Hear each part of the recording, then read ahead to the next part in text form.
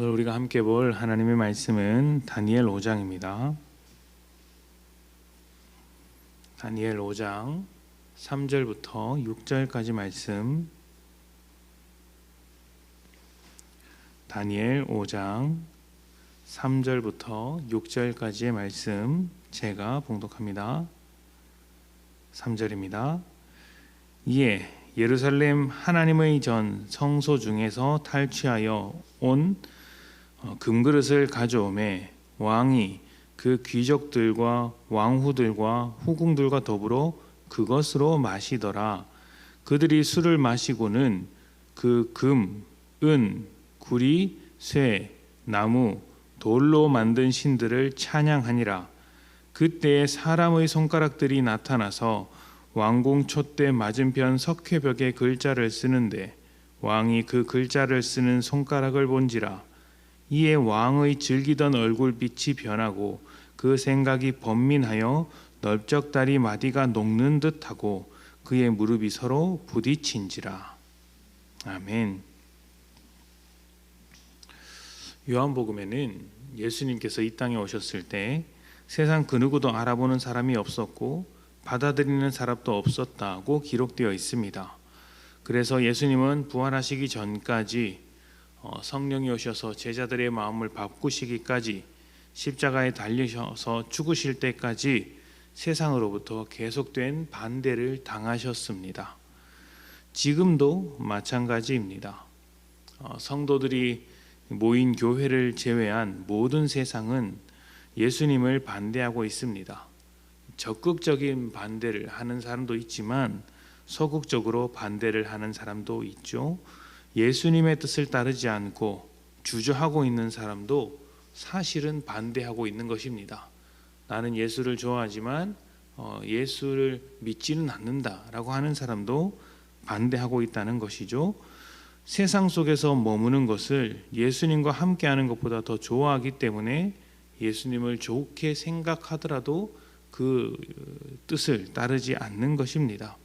그래서 예수님은 나와 함께하지 않는 자는 나를 반대하는 자요, 나와 함께 모으지 않는 자는 해치는 자다, 흩어버리는 자다. 이렇게 자신과 함께하지 않는 모든 자들은 자신을 반대하는 자, 중립은 없다, 이렇게 말씀을 하셨습니다. 예수님을 반대하는 세상은 예수를 믿는 교회도 반대합니다. 이것은 교회가 잘하고 못하고와 상관없는 문제입니다.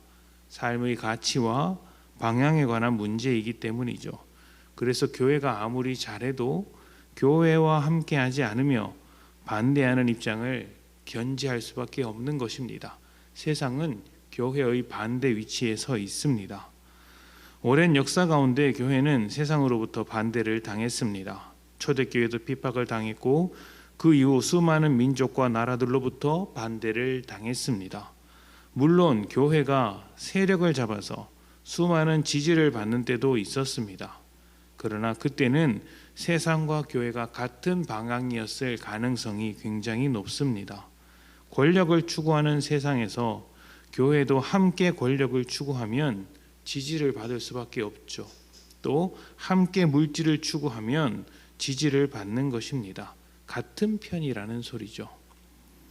교회가 교회로서 정체성을 잘 지키며 하나님의 뜻대로 살아간다면 반대받는 것은 거의 필수적으로 따라오는 것입니다.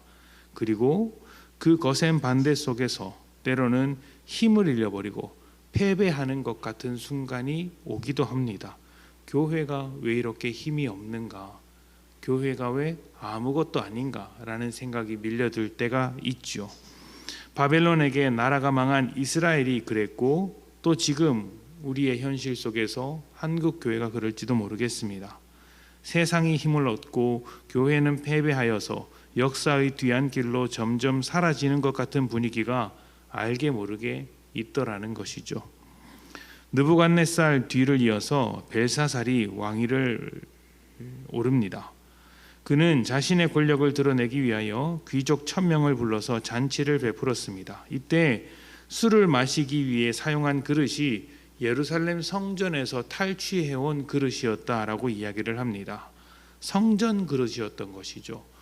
속된 말로 말하자면 하나님께 바치는 하나님의 밥그릇이라고도 아주 쉽게 설명할 수 있습니다. 그런데 그것으로 그치지 않죠. 더욱 권력을 과시하기 위해서 성전 그릇으로 술을 마시면서 금과 은과 구리 그리고 쇠와 나무, 돌로 만든 신들을 찬양했다라고 이야기를 합니다. 하나님의 그릇으로 술을 마시면서 우상을 찬양했다. 이것은 느부갓네살 꿈에 나온 신상과 같은 재료입니다. 하나님의 입장에서는 굉장히 모욕적인 일이죠. 성전이 무너지고 하나님의 나라가 망했는데 망하게 한 나라 왕이 성전에서 빼앗은 것으로 자기의 신을 찬양하고 있는 것입니다. 어떻게 보면 하나님에 대한 벨사살의 승리 선언이라고 할 수 있습니다. 이때 손가락이 나타나서 벽에 글씨를 씁니다. 이 충격적인 사건 앞에서 왕은 아무 말도 하지 못하고 머릿속이 복잡해지며 다리를 덜덜 떨었습니다. 방금 전까지 승리를 선언하며 하나님을 조롱했던 모습은 온데간데 없고 두려움에 사로잡혀서 떨고 있었던 것이죠. 세상이 힘을 얻으면 세상을 고쳐야 할 교회를 오히려 조롱합니다. 그 모양 그 꼴로 그렇게 미약해서 어떻게 세상을 구원하겠느냐, 너희가 정녕 교회가 맞느냐, 이렇게 조롱을 합니다. 이런 조롱을 들으면 믿는 자들 입장에서는 힘이 빠지죠. 그러나 우리는 잊지 말아야 합니다. 벨사살이 권력을 잡고 하나님을 조롱한다고 해서, 성전 그릇이 빼앗기고 나라가 망했다고 해서 하나님이 아닌 것은 아닙니다. 여전히 하나님이시고 여전히 일을 하십니다. 그래서 하나님이 역사하실 때 오히려 벨사살이 하나님 앞에서 두려움에 떨었던 것이죠. 교회가 작아진다고 해서 하나님이 멈추시는 것이 아닙니다. 하나님은 여전히 자신의 일을 하고 계시며 세상의 조롱을 다 기억하고 계십니다. 그리고 하나님은 세상에 대하여 여전히 승리하고 계신 것입니다. 마지막으로 하나 더 말씀을 드리자면, 하나님은 벨사살을 두렵게 하셨으나 그에게도 은혜를 주시는 분이고 그를 위해서도 일을 해주시는 분이라는 점이죠. 하나님 앞에서 교만한 마음을 품고 조롱했으나 오히려 그를 향하여 꿈을 꾸게 하셨고 또 그에게 하나님의 어떤 메시지를 손가락으로 보여주셨습니다.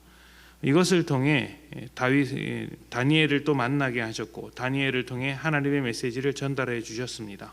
은혜를 주신 것이죠. 벌을 하기 위해서 두려움을 주신 것이 아니라 자신의 권력이 별것 아니라는 것을 깨닫게 하고 또 그 교만한 마음을 고치게 하기 위해서 두려움을 갖도록 하신 것입니다. 하나님의 일하심이 항상 이렇습니다. 언제나 사람을 위해서, 언제나 죄인을 바꾸기 위해서 일을 해 주시는 것이죠. 교회가 점점 약해지는 것 같은 시대 속에서 우리가 해야 할 일은 여전히 일하시는 하나님을 신뢰하며 하나님의 일하심에 실망치 않고 동참하는 것입니다. 교회의 크기나 어떤 힘에 비례해서 열심을 내는 것이 아니라 여전히 하나님을 신뢰하며 일하고 계신 하나님을 바라보며 동참하는 것이죠. 부흥의 때는 지나갔습니다. 지금은 오히려 그 거품을 정리하고 내실을 다져야 할 때인지도 모르겠습니다. 하나님께서 부흥의 때에 불필요하게 일어났던 우리 안의 거품들을 제거하고 있는 중일지도 모르죠. 그 거품이 너무 커서 오랜 시간이 걸리고 있는지도 모릅니다. 그러나 하나님은 변함없이 일을 하고 계시니 우리도 하나님과 함께하여서 세상 앞에서 복음으로 살아내야 할 것입니다.